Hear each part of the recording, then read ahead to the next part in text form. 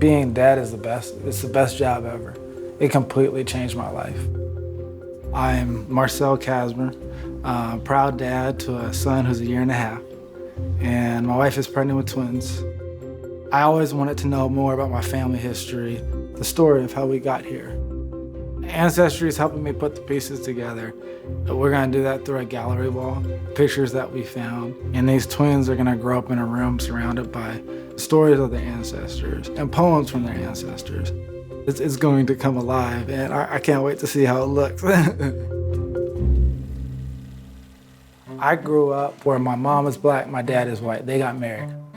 And Darlene and I have been married 38 years, I think it is off the top of my head. That's been You're a right. blessing. That has been a blessing. My wife grew up where her mom's Filipino, her dad is black, and they get married. And so to know that our kids are a mixture of all of that, and to me, it's a dream come true. And these are my percentages. So dad, I click on this one, Eastern Europe, and that's my percentage. Poland, Russia, even Germanic Europe is next door. Right now we're starting to build the family tree.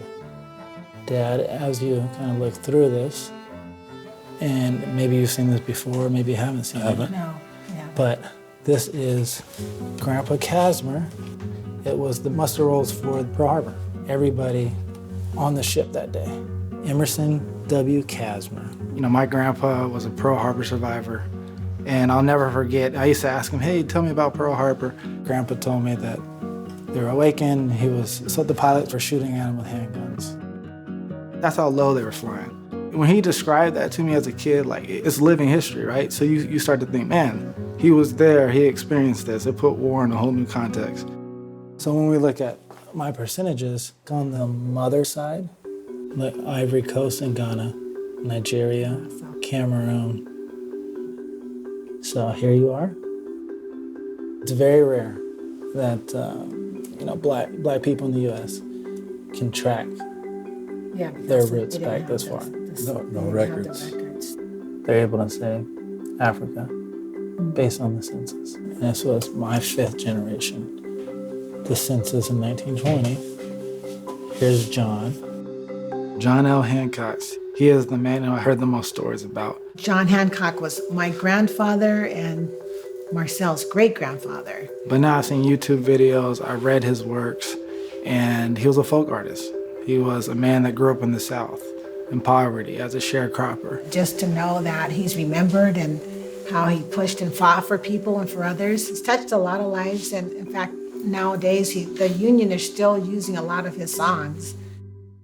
The words on this paper, it represents our family. It represents the story of Black Americans moving from the South. I live on, yes, I live on. When my songs and poems are read, I live on, yes, I live on.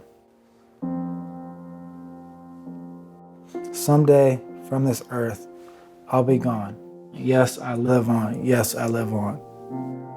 We may not be remembered by everyone. I live on, oh yes, yes, we live on.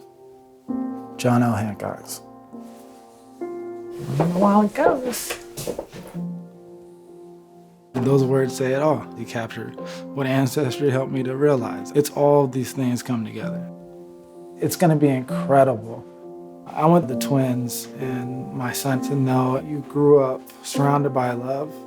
Just knowing these are our roots, this is where we started, and this is how we got there was special. Because it's our story, hopefully we'll pass it on for generations to come.